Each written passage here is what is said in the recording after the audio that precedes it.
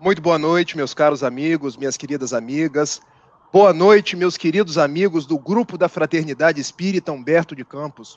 É uma imensa alegria poder participar dessa live do mês de aniversário, abrindo aí esse mês de março, que a gente comemora 64 anos de existências. Eu quero cumprimentar cada um de vocês, quero cumprimentar a Evinha, quero cumprimentar a Maria Faria, quero cumprimentar a Janete Araújo, o Emerson Faria, Dolores Manhães, que já estão aqui nos assistindo, nos acompanhando pela Web Rádio Esperança. Quero cumprimentar todos aqueles que já nos assistem, que já vibram conosco e que, nesta noite de quinta-feira, reservaram um tempo aí para pensar em Jesus, para poder levar-nos em pensamentos, em atitudes, até o Mestre amado. Evinha estava com a gente até agora, por problemas técnicos ela caiu, mas nós permanecemos aqui. Como ela iria começar com uma página e uma prece, eu não tenho uma página aqui agora, mas eu posso fazer a prece pedindo a cada um de vocês que, mesmo nos vossos lares, nós possamos cerrar os nossos olhos, pensar em Jesus, pensar nos nossos amigos espirituais e dizer assim: Mestre amado, como é bom estarmos aqui. Como é bom, Senhor, comemorar 64 anos de existência. 64 anos de trabalhos em prol do Teu Evangelho. 64 anos em que a doutrina espírita vem sendo estudada e nós nos esforçando por cumpri-la, por vivê-la em cada dia da nossa existência. Como é bom estarmos aqui, Senhor, quando sabemos que a humanidade perpassa dias difíceis. As desencarnações se fazem imensas, mas nós mantemos a esperança em Ti, pois Tu és a nossa força, pois Tu és a nossa alegria. Sê conosco na noite de hoje. Secunda os nossos esforços e dá-nos a Tua paz. Protege a todos quantos já sintonizam conosco pelos mais variados veículos da comunicação social. Envolve-nos na Tua paz, hoje, agora e sempre. Olha, para quem não sabe, eu, Rafael Siqueira, hoje em Niterói, frequentando a Sociedade Espírita Fraternidade, sou filho de Itapiruna, sou nascido em Itapiruna, até os meus 18 anos de idade, eu estive aí nessa cidade, essa cidade quente, quente na temperatura, mas quente também na temperatura das pessoas, pessoas carinhosas, pessoas hospitaleiras, e eu pude, com 18 anos de idade, descobrir o Espiritismo, e descobrir esse lar que hoje completa 64 anos de existência. E eu quis iniciar fazendo essa saudação aos queridos amigos do Humberto de Campos, porque nesse lar eu encontrei a paz. Nesse lar eu encontrei Jesus e pude fazer as pazes com a disciplina espiritual, com a disciplina da saúde, com a disciplina de procurar modificar os meus passos de acordo com o Evangelho de Jesus. Eu me recordo daqueles dias recuados do ano de 1998, quando passava aí pela rua 10 de maio e olhei para aquele letreiro, Grupo da Fraternidade Espírita Humberto de Campos, e uma voz no meu íntimo disse assim: meu filho, entra. E depois eu vim a descobrir que era uma sugestão espiritual, mas para mim na época era tão somente uma voz me pedindo para entrar. E eu pensei, puxa vida, eu vou entrar numa casa espírita? Porque até então a visão que eu tinha era a visão do preconceito, era a visão de que o que se fazia ali era algo que não condizia com a doutrina que até então eu professava, que era o catolicismo, e fiquei, entro ou não entro, entro ou não entro. Quando a voz, agora mais taxativa, disse, meu filho, entra. E mais uma vez eu claudiquei porque pensei, o que as pessoas vão achar de mim? O que os amigos de minha mãe vão pensar se o filho dela entrar nesse lugar? Bom que eu escutei aquela voz, porque ao entrar, eu me deparei com Gastão, um grande amigo, que me direcionou a Lúcia Nascimento, que estava ali dentro, ajudando nas tarefas da massa do pastel. E conversando com a Lúcia, ela me direcionou para a Malena, sua irmã, e eu comecei um grupo da mocidade espírita e não saí nunca mais da doutrina espírita. Porque aí no grupo da Fraternidade Espírita Humberto de Campos, eu encontrei a minha esposa, a Gabriele, que hoje é um anjo tutelar dos meus passos, eu comecei a trabalhar no Banco do Brasil, onde estou até hoje. Eu comecei a fazer as pazes com a saúde espiritual, a saúde orgânica, porque quando cheguei, era um jovem depressivo, um jovem cheio de problemas, problemas que vinha descobrir depois que não eram problemas só orgânicos, eram problemas espirituais. Então, eu reconheço o valor dessa casa, reconheço o valor de pessoas tão queridas, como o seu Josias Pireda, hoje já desencarnado, como pessoas que, se eu for citar o nome de todas elas, eu posso cometer a indelicadeza de faltar com o nome de alguém. Mas não poderia deixar de falar do nome do meu tio Guilherme, que me ajudou em momentos tão difíceis, e outras tantas pessoas, entre elas o Carlos Eduardo, que eu, ainda muito jovem, via fazendo palestras e eu pensava, puxa vida, é um verdadeiro Divaldo das terras de Itapiruna fazendo palestras para nós.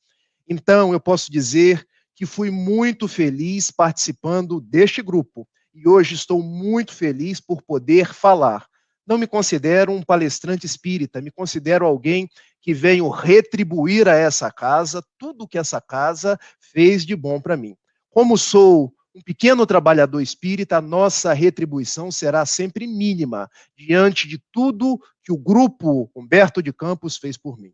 Mas tenham certeza que aqui estou com o meu melhor sorriso, com a minha melhor intenção para falar em Jesus, para falar do valor da doutrina espírita na vida de cada um de nós e para falar que nós somos felizes por termos Jesus, por termos o Espiritismo, sobretudo por termos uns aos outros. Então, eu inicio saudando a esta casa, aos trabalhadores desta casa, porque não é do dia para a noite que se completam 64 anos. São 64 anos de muitos trabalhadores dando o seu melhor para que hoje nós tivéssemos este lar abençoado onde Jesus se encontra. A temática para a noite de hoje, eu pensei em falar sobre o despertar da consciência. E por que, Rafael, falar do despertar da consciência? Porque talvez o momento que nós estejamos passando seja um verdadeiro convite a nós sairmos da normalidade do egoísmo, do orgulho, dos dias onde a gente corre, corre e não chega a lugar nenhum, porque nós não andamos conforme o Evangelho de Jesus, para dias de aproximação com Jesus, de aproximação com o Evangelho que nos redime. E para isso, nós precisamos despertar a consciência. Conforme a questão 621 do Livro dos Espíritos, na consciência reside a lei de Deus, reside os nossos propósitos, reside a imagem do Altíssimo que nós temos em nós. Mas muitas vezes caminhamos pelo mundo deixando que a nossa consciência fique anestesiada. Então, o convite da doutrina espírita, tal qual Paulo nos diz em Efésios, é: desperta, ó tu que dormes, e o Cristo resplandecerá nos seus dias. E para que nós possamos nos dar conta desse convite, eu quero relembrar dos dias evangélicos, dos dias em que Jesus esteve conosco, marchando aqui no nosso planeta, porque ele teve a oportunidade de curar um paralítico, 25 anos, com uma espécie de febre reumática que não lhe permitia andar. Ficou conhecido como paralítico de Cafarnaum. Lá nas anotações de Mateus, capítulo 9, versículos de 1 a 8. E essa história é complementada pela benfeitora Amélia Rodrigues, na psicografia de Divaldo Pereira Franco, num livro formidável, num livro notável, chamado Primícias do Reino. Porque aquele homem, sabendo que Jesus de Nazaré estaria na casa de Simão Pedro, ele pensou: é hoje. É hoje que eu hei de ser curado. É hoje que eu hei de me levantar. É hoje. Quem sabe que eu vou poder fazer tudo o que eu quero, mas que na agonia em que me encontro, eu tenho que ficar nesse catre, nessa maca, sendo carregado pelas pessoas. Então ele pede a dois amigos muito próximos: me leve até a casa do pescador Simão Pedro, porque eu vou encontrar com esse profeta nazareno, com este homem que devolve a visão àqueles que não podem enxergar, que devolve a rigidez orgânica àqueles que são portadores da lepra. E os amigos pegam, cada um na borda daquela maca, e o levam até a casa de Simão Pedro. E chegando até lá, a casa estava apinhada de gente. porque onde se encontrava Jesus, estavam também as multidões. Mas vocês acham que ele desistiu? Não. Ele elaborou um plano. E para que nós possamos compreender o plano do paralítico, eu preciso fazer uma digressão histórica. Porque na época de Jesus não havia luz elétrica, não havia todas essas possibilidades domésticas que nós temos nos dias de hoje. Como as pessoas faziam para ter a casa iluminada? No centro da casa abria-se um buraco, uma espécie de clarabóia, por onde a luz do sol entrava e iluminava os cômodos. Então ele pediu a seus amigos: olha, amarrem a minha maca em cordas, me subam até o telhado, e pelo buraco da clarabóia eu hei de descer. Mas eu não saio daqui sem encontrar Jesus. E assim foi feito. E descendo ele pelo vão central da casa, Jesus vai ao seu encontro e lhe chama pelo nome: Natanael ben Elias. E ele, com aquele frêmito, com aquele susto, pergunta: como você sabe o meu nome? E Jesus lhe diz: ego sum pastor bonus. Eu sou o bom pastor. Eu conheço todas as minhas ovelhas pelo nome. Mesmo antes de você pensar em vir até mim, eu já sabia quem era você, o que fazia, quais eram as suas dores e pude inspirar-lhe para que você fizesse esse caminho de retorno. Natanael ben Elias, por que você vem ao meu encontro? E ele responde: mestre, eu, há 25 anos, que tenho uma espécie de febre reumática que não me permite andar. Mas eu sei que tu és o Filho de Deus Altíssimo, enviado ao reino de Israel. E eu venho, cura-me, Senhor. E Jesus indaga aquele homem, como indagava a todas as pessoas que iam até ele: tu crês, Natanael, ben Elias, que eu te posso curar? E ele respondeu: sim, Senhor, eu creio. Mas era uma fé de início vacilante, porque ele disse, eu creio, suspendeu-se e caiu.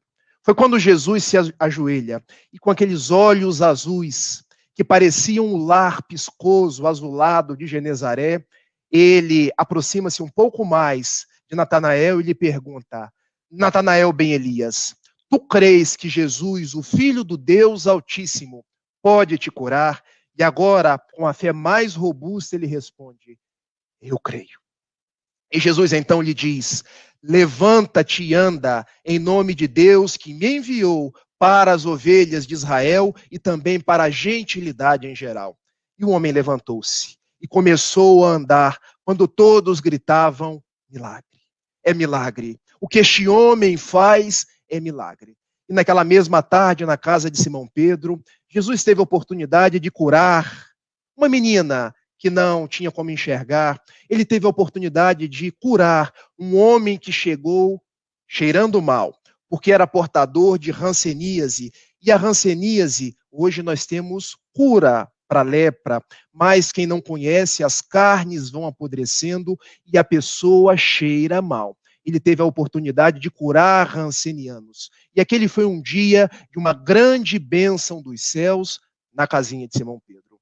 Começa a anoitecer, e Simão Pedro, olhando para Jesus, que já denotava uma certa exaustão de tantas pessoas, ele começa: agora vamos encerrar o expediente.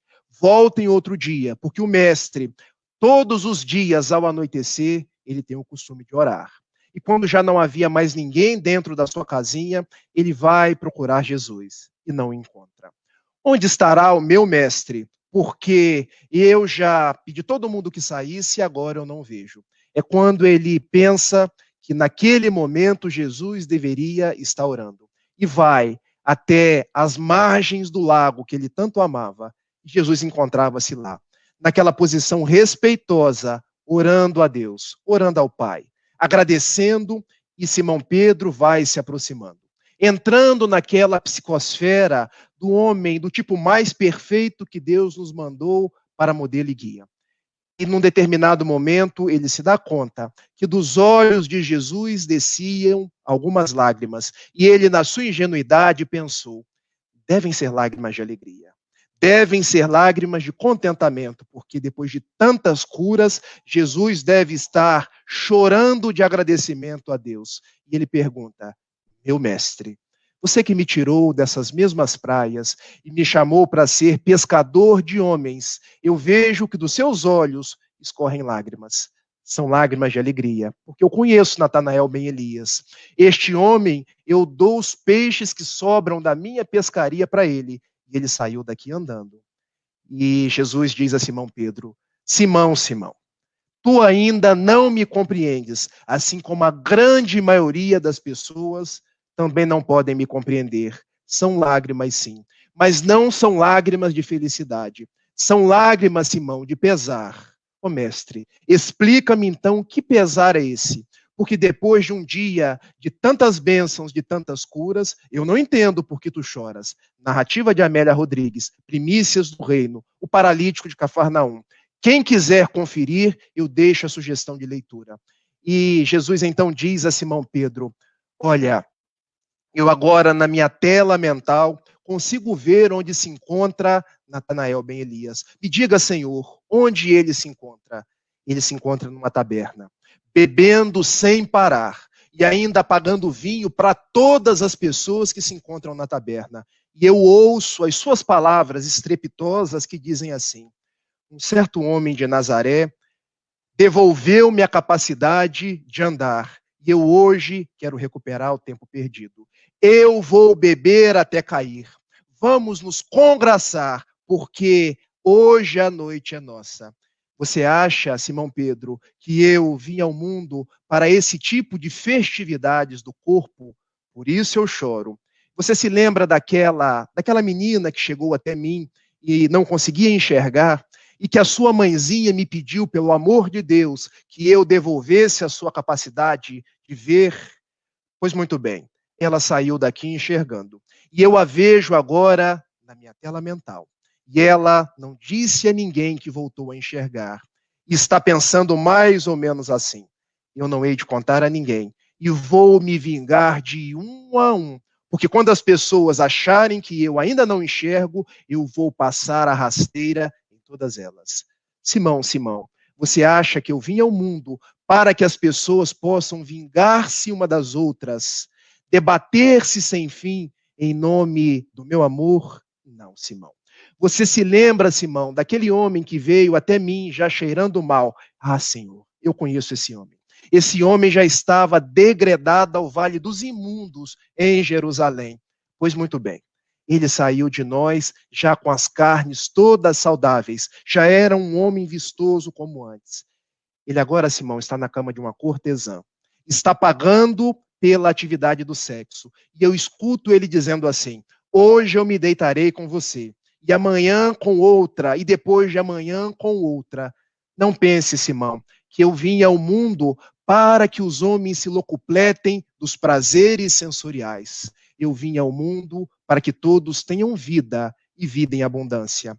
Mas a vida, Simão, é a vida do espírito. É a vida daquele que quem adquire a paz do ser espiritual que são, não voltem a adoecer.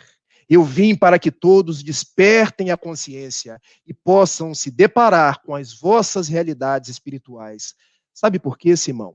Porque Natanael ben Elias, se continuar no caminho do erro, aquele homem ranceniano, se continuar no caminho do erro, e aquela menina, se continuar pelos caminhos da vingança, voltarão a adoecer. Porque as nossas imperfeições geram aflições, e aí procurarão outro profeta e não encontrarão. Porque ainda não se deram conta que despertar a consciência é a nossa tarefa contínua de nos autoburilar, de buscar a plenitude, de fazer brotar a nossa realidade crística para entretecer novos caminhos. Daí então Pedro: mestre, eu agora te compreendo. Eu agora compreendo que o reino de Deus não é um reino conforme as possibilidades do mundo, mas é um reino que veio erigir almas para as realidades do céu. E por que eu conto essa história extraída das pérolas de Amélia Rodrigues na psicografia de Divaldo Pereira Franco? Porque nós, talvez hoje, perpassemos dias que nos convidam a despertar o nosso espírito. Dias em que nós somos faceados pelas dificuldades para pensar no nosso compromisso de de seguir Jesus. Porque observem, também nós caminhamos pelo mundo tal qual Natanael ben Elias. Valemos-nos da religião para curar os nossos males temporários, para satisfazer as nossas necessidades mundanas. Mas a proposta da religião, seja ela a religião católica, protestante, a religião espírita, todas respeitáveis, porque todas nos levam a Jesus. Não é erigir possibilidades, bens no mundo, mas é erigir homens para Deus, homens melhores, homens que se transformam e praticam a paz. Nós, talvez, nos dias de hoje, ainda agimos como aquele ranceniano. Não um ranceniano físico mais, mas um ranceniano da alma, porque trazemos orgulho, porque trazemos egoísmo, porque trazemos concupiscência e vamos aturdidos até a casa espírita, querendo salvar o nosso corpo, quando a proposta espírita é salvar a nossa alma. É salvar as nossas possibilidades diante do Espírito crístico, do Espírito eterno que somos cada um de nós. Talvez hoje no mundo ainda nos comportemos tal qual aquela menina que não enxergava, e nós talvez ainda não enxerguemos, porque não enxergamos as realidades espirituais. Queremos enxergar as moedas nas nossas contas bancárias. Queremos enxergar os prazeres do mundo, até que vem um pequeno vírus, invisível a olho humano, e nos diz: os valores não são esses. Os valores não são aquilo que os vossos recursos amoedados podem comprar. Os valores estão em Jesus. Daí, essa pandemia do coronavírus, esse recolhimento dentro dos nossos lares, é esse clique para despertar a nossa consciência. É esse momento que a espiritualidade que Jesus nos dá, nos concede, para que nós possamos fazer a nossa curva de desabrochar do espírito que nós somos e ressignificar os nossos passos e poder aformosear as nossas atitudes conforme Jesus. Porque nos diz um grande mestre russo, um grande psicólogo russo chamado Georges Ivanovich Gurdjieff, cujas lições foram também estudadas por um bioquímico inglês chamado Robert de Hoppe, e que Joana de Ângeles, nos 16 livros da sua série psicológica, mais especificamente num que eu acho fantástico, chamado O Ser Consciente. Ela vem nos dizer, valendo-se desses dois mestres, Gurdjieff e Robert de Hoppe, que nós temos 5 níveis de consciência. E eu quero falar desses 5 níveis de consciência. Nós desejamos que todos aqueles que nos assistem, inclusive eu, possamos nos sintonizar onde nós estamos nesses níveis de consciência. Porque nos diz Joana de Ângeles que o primeiro nível de consciência é a consciência de sono. É a consciência daquele que está no mundo dormindo. Será que nós estamos no mundo dormindo? Ah, Rafael, mas o que é estar no mundo dormindo? Estar no mundo para satisfazer as necessidades básicas materiais. E quais são? Comer, dormir, praticar o sexo. Que nós possamos agora meditar. Será que nós estamos no mundo apenas para comer, dormir, praticar o sexo? Fazer compras e pensar que o mundo é apenas para nós gozarmos e gozarmos e gozarmos? Essa é a consciência de sono. Essa é a consciência que nós precisamos despertar. E há uma palavra de Joana de Ângeles que eu sempre achei tão profunda e achei difícil. Porque vocês acham que é fácil ler Joana de Ângeles? Não, mas não tenham pressa. Mas, igualmente, não desistam. Porque cada palavra é um repositório de ensinamentos novos. Porque diz a benfeitora Joana de Ângeles que muitos homens que estão no mundo são subdiafragmáticos. E vocês poderiam perguntar, o que é subdiafragmático? Aquilo que está abaixo. Diafragma, o músculo que está abaixo da nossa caixa torácica. E o que está abaixo do nosso tórax? O estômago. Os órgãos da sexualidade. Ou seja, se nós somos seres subdiafragmáticos, é porque nós vivemos para comer, praticar o sexo, para gozar. E o que nos pede a espiritualidade, o que nos recomenda Joana de Ângeles? Que nós passemos as nossas sensações para cima do diafragma, onde está o coração. Nós desenvolvamos sentimentos, onde está o cérebro, nós possamos raciocinar, desenvolver o bom senso, desenvolver uma glândula chamada glândula pineal, que é a glândula que nos liga à espiritualidade superior. Ou seja, despertar da consciência de sono é fazer aquele périplo de deixar de atender tão somente os gozos materiais para elevar-nos no caminho da compreensão, no caminho de entender a proposta de Deus nas nossas vidas. Mas ainda hoje eu ligo a televisão e escuto assim: olha, nós não tivemos o carnaval neste ano. Ano que vem o carnaval não vai poder ter 3 dias mais. Vai ter que ter 1 semana, 2 semanas, porque agora nós vamos ter que gozar 2 anos referente a 1 ano. E eu penso assim, nós não entendemos ainda. Nada contra o carnaval, porque a doutrina espírita respeita o livre-arbítrio de cada um, mas nós ainda somos consciências que dormem, consciências de sono, porque nós estamos no mundo para gozar. E o que os bons espíritos nos pedem, o que Paulo escreveu aos Efésios, é que nós precisamos despertar. E o Rafael não desperta a consciência da Gabriele. E o Rafael não desperta a consciência da Clara. Para quem não sabe, Gabriele é minha esposa, Clara é minha filha. O Rafael desperta a consciência dele, a autoconsciência, porque isso é uma tarefa pessoal. Então, que nós saiamos dessa consciência de sono. Diz a benfeitora Joana de Ângeles, valendo daqueles 2 mestres que eu já citei anteriormente, que um segundo nível de consciência é a consciência de sono com sonhos. É quando nós ainda buscamos os gozos, buscamos os prazeres, mas já temos clichês, já temos determinadas paisagens mentais, pensamentos, inspirações, quando a gente para e alguém pergunta, o que você está fazendo, Rafael? Eu estou pensando um pouco sobre a vida. Eu estou pensando que eu só tenho gozado. Eu estou pensando que eu tenho vivido para comer, vivido para praticar o sexo, quando nós devemos fazer o contrário, comer para satisfazer a nossa necessidade básica e não viver para comer, porque senão a gente vai. E não viver para praticar o sexo, porque senão a gente acaba se perdendo no abuso das faculdades genésicas. O sexo é para a vida, é para nós permutarmos os nossos pensamentos, as nossas vibrações, e não a vida é para o sexo, senão nós caímos no sexismo.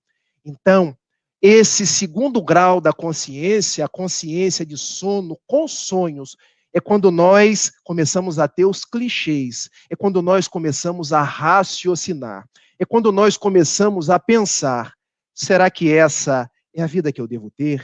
Será que essa é a vida que Jesus escolheu para nós? Porque nós somos seres perfectíveis, nós somos seres que devem buscar a plenitude, até chegar num terceiro grau de consciência, que é a consciência acordada, a consciência desperta, que é a consciência onde nos encontramos, a maioria de nós, os cristãos.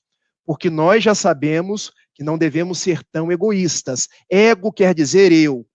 E eu se a farinha é pouca, o meu pirão primeiro. Eu tenho que acordar dessa realidade. Porque ao meu redor existem pessoas que sofrem, pessoas que gemem, e eu não posso ficar apenas rodeando o meu umbigo, porque eu não sou a última Coca-Cola do deserto. Isso é despertar a consciência. Daí, na questão 785 do Livro dos Espíritos, Kardec indaga aos imortais e eles nos dizem que para despertar a consciência, nós temos que vencer 2 vícios que são enraizados nas profundezas do nosso ser, chamado orgulho, chamado egoísmo, para despertar, para olhar as pessoas, para fazer curvas de ternura. Uma mãe, quando renuncia à sua noite de sono, Porque criança chora, e a gente, quando se torna pai, se torna mãe, a gente deixa de dormir, a gente deixa de comer para começar a olhar o nosso rebento. É o grande exercício que Deus nos proporciona para que eu possa despertar minha consciência, para que eu possa sair do sono letárgico, do sono que às vezes só tem sonhos, e olhar as outras pessoas. Quando Kardec nos coloca, no capítulo 15 do Evangelho segundo o Espiritismo, fora da caridade não há salvação, é porque a caridade nos tira de dentro de nós mesmos, quando eu só olho o que eu quero, o que eu gosto, e começo a olhar as outras pessoas. E começo a olhar que quando eu desço no elevador, tem um ascensorista, e que ele merece o meu bom dia. Que quando eu chego nos lugares, tem pessoas lá, e que eu posso cumprimentar a todas, que eu não sou maior nem menor do que ninguém. Eu sou filho de Deus igual a todo mundo. Isso é despertar a consciência. Quando eu começo a ver nas pessoas, irmãos, até chegar num quarto grau de consciência, que é a transcendência do eu.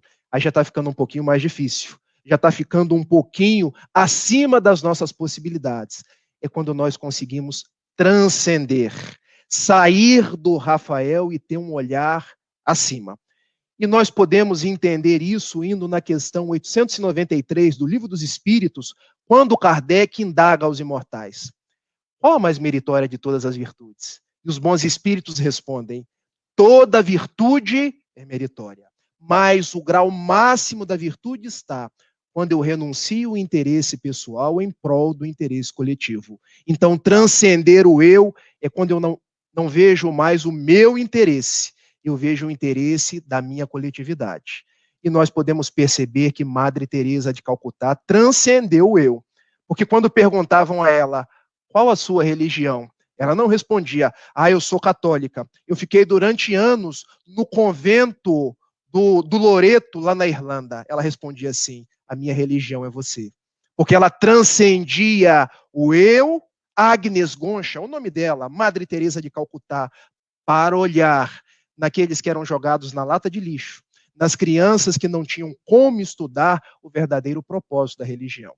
Transcendeu o seu eu Albert Schweitzer, que era um homem rico na Europa, que tocava como ninguém as composições de Johann Sebastian Bach, mas que um dia, sabendo de excursões da Europa, no Gabão, numa cidade chamada Lambaréné, ele pensou: bom, eu tenho tudo, mas eu posso doar do meu tudo para quem não tem nada. Ele resolveu fazer medicina e foi atender pessoas com hanseníase no Gabão, pessoas com doença tropical, dando do seu tempo, dando das suas disponibilidades, até nós chegarmos no 5º grau de consciência. Aí é para espíritos crísticos, é a consciência cósmica universal.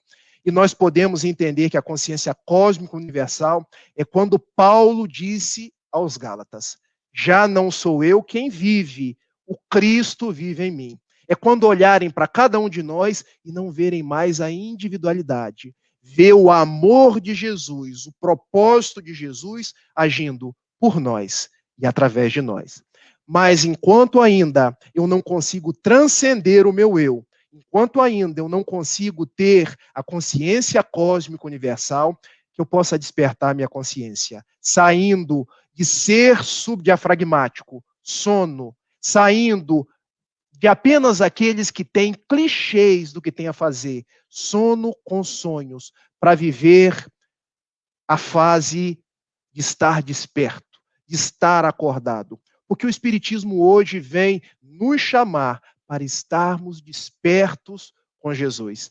E quando eu fazia parte de um coral da Mocidade Espírita, aí no grupo Humberto de Campos, nós cantávamos uma música que dizia assim: desperta, ó, tu que dormes, acorda e ser feliz. Então, quanto mais nós despertarmos a nossa consciência, mais nós seremos felizes. Quanto mais nós sairmos do sono letárgico, o sono dos prazeres, o sono da sensorialidade, mais nós sentiremos paz. Mais nós nos conectaremos a Jesus, aos bons espíritos, mais nós sentiremos atraídos a Deus. Pensem no girassol. O girassol é uma planta peculiar. Aquele amarelo estuante, já perceberam que ele vai girando ao encontro do sol? O sol que aquece, o sol que jorra os seus raios, que nós possamos ser esse girassol, ornando a nossa personalidade, nos girando ao encontro de Jesus. Porque Ele é o amigo de todas as horas.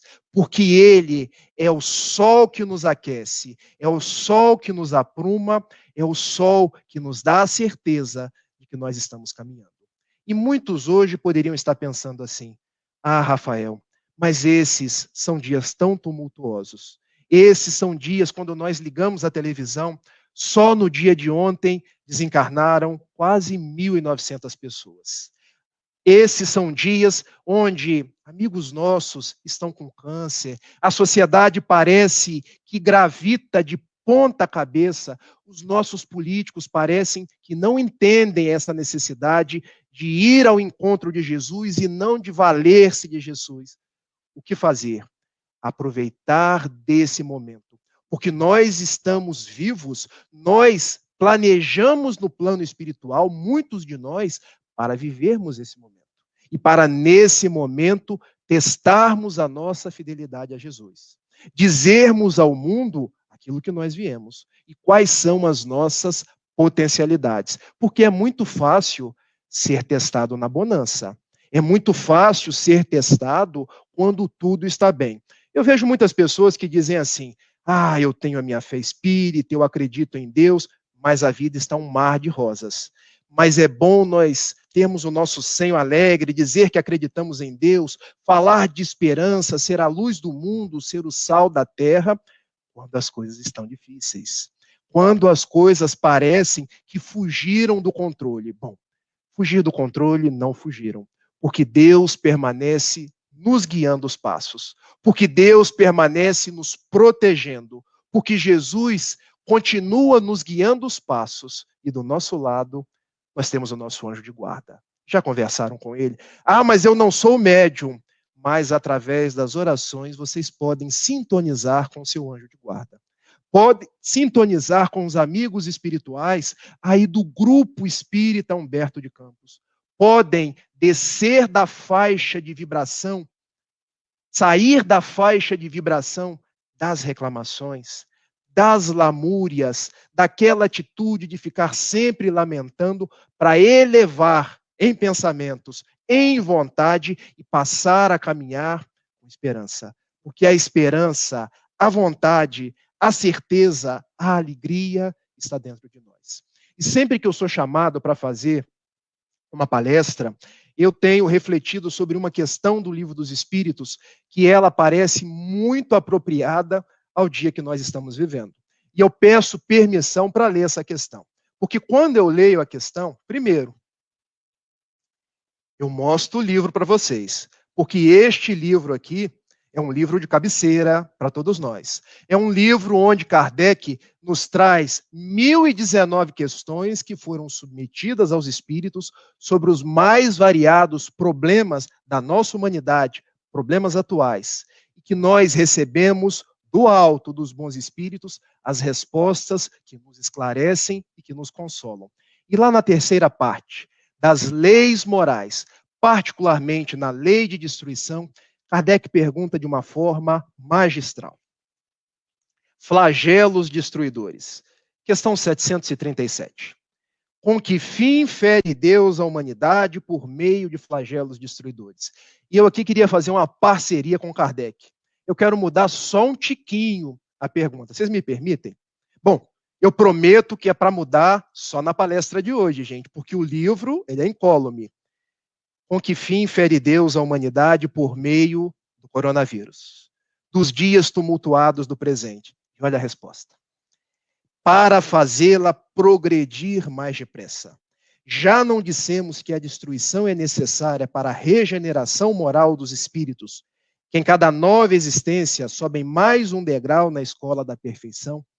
Então, esses dias se fazem necessários para que nós cresçamos, para que em meio a dores, para que em meio a dificuldades, nós possamos nos vincular a Jesus. nós possamos ressignificar os nossos passos, nós possamos despertar a nossa consciência, porque nós já estávamos sobrecarregando o nosso mundo, a nossa natureza. Nós já estávamos destruindo o mundo demais, mas Jesus, os bons espíritos, Deus, permitem que chegue até nós, naquele mecanismo de lei de causa e efeito, onde nós plantamos livremente e depois colheremos obrigatoriamente a pandemia, para que nós venhamos a despertar, venhamos a ver o mundo sobre novos olhos, sobre novas cores. Ah, mas muitos estão morrendo, estão desencarnando, muitos estão retornando ao lar espiritual. Este é o melhor termo, porque nós não perdemos ninguém. Perder, a gente perde uma agenda. Perder, a gente perde uma caneca.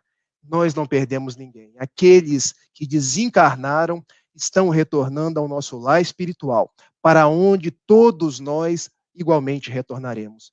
Então, a nossa mensagem na noite de hoje é: sigamos em paz, sigamos em frente, sigamos confiantes, sigamos na certeza de que não cai uma folha da árvore sem que seja da vontade do Criador. Sigamos entendendo que esse período que nós estamos passando não é um período para nós acharmos que nós estamos sendo castigados. Não. Deus é amor. Deus não castiga ninguém. Na verdade, tudo isso chega até nós para nós despertarmos a nossa consciência. E como eu escutava de minha mãe, quando eu ainda era muito pequeno, muito jovem, naquela que ficou conhecida como a oração de pegadas na areia. Porque uma pessoa andava com Jesus ao seu lado. E ele sempre sentia a presença do seu mestre, sentia a presença do seu benfeitor. E olhava para as vagas, olhava para as ondas do oceano, estava sempre tudo calmo, tudo sereno, e ele marchava na sua vida naquela sensação de leveza. Quando, num determinado momento, ele percebe que o clima muda, que as ondas fazem-se mais fortes, que advêm os problemas, que advêm as dores, e não vê mais o seu benfeitor, que não vê mais Jesus ao lado dele. E as próprias pegadas no chão já não eram mais 4, mas eram 2. E ele começa a lastimar.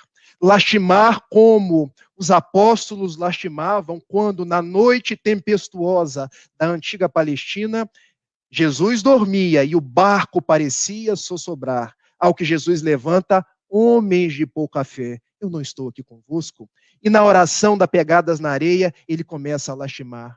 E agora, Jesus, onde tu estavas? Porque nos momentos de maiores dores, nos momentos de maiores aflições, eu não estou te vendo ao meu lado. Eu olho para o chão e só vejo 2 pegadas, que são as minhas pegadas. Ao que Jesus, mirando aquele filho, lhe responde: bom, nos momentos mais difíceis da sua vida, as pegadas que vês no chão não são dos teus pés, mas são dos meus pés, porque eu te peguei no colo para que nós possamos caminhar. Eu nunca te abandonarei. Então, nessa tarefa nossa de despertar a consciência, que às vezes é uma tarefa que exige de nós certos sacrifícios, que exige de nós o poder da nossa vontade, nós tenhamos a certeza de que Jesus está ao nosso lado, a certeza de que Jesus não nos abandona, a certeza de que mesmo nos momentos das maiores dores, das maiores agonias, ele estará sempre nos carregando no colo. Tal qual ele nos diz em Mateus, capítulo 11, versículos de 28 a 30. Vinde a mim, todos vós que vos encontrais cansados e sobrecarregados, que eu vos aliviarei. Tomai sobre vós o meu jugo, e aprendei comigo, que sou manso e humilde de coração. E encontrareis alívio para vossas almas aflitas, porque o meu jugo é suave e o meu fardo é leve. Observe o que Jesus nos diz. Vinde a mim, que eu vos aliviarei. Ele não disse que iria nos retirar o problema. Ele não disse que iria nos retirar o coronavírus. Uma hora vai acabar. Mas ele disse que iria nos aliviar. Ele disse que estaria ao nosso lado. Nós deveríamos prosseguir na tarefa de despertar a nossa consciência para percebê-lo de uma forma mais viva, para percebê-lo de uma forma mais presente, ou seja, tem a parte de Jesus estando ao nosso lado, mas tem a nossa parte, despertar a nossa consciência. Porque tem muita gente que acha que é só a parte de Jesus. Não, a nossa parte. Porque ele vem a nós, nós precisamos ir até ele. E ele arremata a sua frase dizendo: o meu fardo, fardo é algo que pesa, ou seja, ele não vai retirar o fardo, mas vai torná-lo mais leve. E ele fala que o jugo, aquilo que nós colocamos na roça, nos bois, nos cavalos, para adestrá-los, para que eles não percam a direção do carro, da charrete. O meu jugo é suave. Ou seja, nós teremos o jugo do mundo, mas se nos despertarmos, se nos tornarmos pessoas melhores, mais afáveis, se possibilitarmos brotar essa essência crística que nós somos e irmos na direção de Jesus, nós passaremos pelos dias de dores, passaremos pelos dias de dificuldades e alcançaremos a plenitude, alcançaremos a paz. Muito se fala hoje no mundo de regeneração, mas esse mundo de regeneração, ele não virá pronto, porque esse mundo de regeneração, ele começa no interior de cada um de nós. Ele começa na nossa tarefa individual de nos despertarmos, de fazermos brilhar a nossa luz para encontrar Jesus que está em nós, Jesus que nos conduz às esferas celestiais, ao reino de Deus na grande metáfora do Evangelho. Daí, meus amigos, quando esta casa completa 64 anos, fica um convite. Que possamos nós, por mais outros 64 anos, por mais outros 100 anos, continuarmos nos labores com Jesus, sem perder das mãos na charrua. Ah, Rafael, mas hoje a casa espírita está fechada. Fechou-se fisicamente a casa espírita, mas nossos corações estão abertos. Caridade não se faz apenas em casa espírita, caridade se faz em todos os lugares. Caridade se faz dentro do lar, com esposas, com filhos, com aqueles invisíveis dentro do nosso lar, que muitas vezes nós negligenciamos. Caridade, como diz o meu mestre Carlos Eduardo, e eu sei que a Dolores está aqui me assistindo, depois fala para ele que eu chamei de mestre e mandei um abraço e um beijo para a Dolores, é aquilo que nós igualmente fazemos. Ele fala bonito, eu não tenho esse galardão de falar bonito igual a ele. É aquilo que nós fazemos na nossa polis, na nossa cidade. É aquilo que nós vivemos no nosso dia a dia. Porque despertar a consciência não é ser aquele ser iluminado dentro da casa espírita, abraçando todo mundo, falando de caridade, falando de amor e sendo déspota dentro de casa, sendo a pessoa que na rua é ignorante, sendo a pessoa invejosa, a pessoa impaciente. Despertar a consciência é despertar a necessidade de sermos seres integrais. Daí Joana de Ângeles nos falar do homem integral, do homem que, mirando no exemplo crístico, o tipo mais perfeito, Jesus de Nazaré, consegue coadunar o espírito imortal numa experiência carnal, material, para viver da melhor forma dentro das suas possibilidades. Esse é o nosso convite. Esse a nossa proposta, despertar a nossa consciência para fazer aquilo que está dentro das nossas possibilidades. E o que está dentro das nossas possibilidades hoje? Deixar de reclamar, deixar de lamentar, deixar de achar que o mundo está de mal a pior. Não. Não há um único dia que o sol não nasce. Não há um único dia que eu não olho para minha filha e ela me dá um sorriso de orelha a orelha e me chama papai. Não há um único dia que a gente sintonizando na televisão, mas para isso nós precisamos ter olhos de ver. A gente pode sair das notícias tão somente negativas e ver coisas boas. Porque se os nossos olhos são bons, o mundo igualmente será bom. Então depende de cada um de nós. Depende esse despertar da consciência para fazermos o melhor que está ao nosso alcance. Porque não há ninguém tão rico que não tenha nada para receber, nem ninguém tão pobre que não tenha nada para dar. Ainda nos diz Jesus, nos dias de hoje, que a messe é grande, mas os trabalhadores são poucos. Que nós possamos nos irmanar, dando-nos as mãos, como na canção de Leopoldo Machado, porque nós somos amigos, nós somos companheiros, nós somos aqueles que não largam a mão uns dos outros e sigamos em frente. Porque se há dor, é o nosso dever consolar. Se há escuridão, é o nosso dever levantar, ainda que uma vela, ainda que um pequeno facho de luz, mas fazer a nossa parte. Essa tarefa dos espíritas. Não encher as redes sociais de fake news, de coisas que eu não sei a comprovação. Não ficar nos perdendo em combates. Porque hoje as pessoas combatem umas às outras, por conta de opiniões políticas, por conta da sexualidade umas das outras, por conta das religiões umas das outras, não. Nós devemos cada vez nos fraternizar mais, cada vez olharmos-nos como irmãos. Por isso nós somos o grupo da fraternidade e dando as mãos àqueles que já desencarnaram. Josias Pireda, Clebinho, que as minhas retinas espirituais conseguem enxergar aqui nesse momento. E outros tantos, Virgínia Werneck, a tia Loide, que eu chegava ao quebrado na casa Humberto de Campos e ela vinha com aquela mãozinha. E ao final vinha conversar comigo. Seu Alair, uma mãozinha só, mas nunca deixou de dar o passe. E outros tantos. Dona Iná. E eu não posso aqui ficar nesse sentimento, porque senão eu vou começar a chorar e eu não termino a palestra. Essa casa é a nossa casa. 64 anos.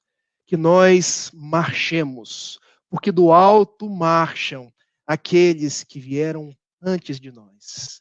Aqueles que estavam nos trabalhos do Caramanchão, nos trabalhos da campanha do Quilo, nos trabalhos do Departamento de Materialização, nos trabalhos que não pararam e não podem parar. Porque Humberto de Campos, o nosso patrono, porque José Grosso, José Gleber e outros tantos permanecem. Ide, meus amigos, ide, companheiros do grupo querido, porque Jesus está com cada um de nós. Está com cada um dos vossos braços, das vossas pernas, das vossas palavras. Que nós possamos, então, nos lembrar daqueles que nos precederam. E agora também estou registrando Dona Loimar, que pediu assim, não esqueça de dizer o meu nome, porque se você não disser o meu nome, eu vou segurar a sua perna de noite. Brincadeira que ela costumava fazer comigo. Quando eu chegava no grupo Humberto de Campos triste, ela vinha brincando para o meu lado. Louvado seja então, Senhor Jesus, na glória imortal do lar celeste, pelos bens que tu nos destes no evangelho da nossa redenção. Na tarefa renovada que o teu olhar nos consente, de espíritos reverentes nós rogamos pelo teu amor. Pobres cegos, que desde milênios estamos fugindo à luz que nos eleva. Hoje, Senhor, a nossa oração rompe as trevas, escuta-nos e, se possível, vem. Vem retificar o nosso passo, a fim de que trilhemos a estrada corrigida. Vem sustentar nossa vida, nossa lida, na fonte inesgotável do eterno bem. Dá-nos, Senhor, tua bênção, bênção que nos conforta, bênção que nos levanta, para que a tua doutrina santa, este imbatível espiritismo, vibre pura e cresça dentro de nós. Faze, Senhor, com que nós todos, nesta caminhada incessante, a cada dia, a todo instante, possamos ouvir tua voz. Mestre excelente e estro de toda a verdade, ensina-nos a guardar-te com unção, com devoção, na intimidade sincera, ainda que singela, do próprio coração. Muito obrigado, Senhor da vida, Humberto de Campos, benfeitores da espiritualidade. Muito obrigado e muita paz, meus queridos irmãos. Um beijo e até a próxima.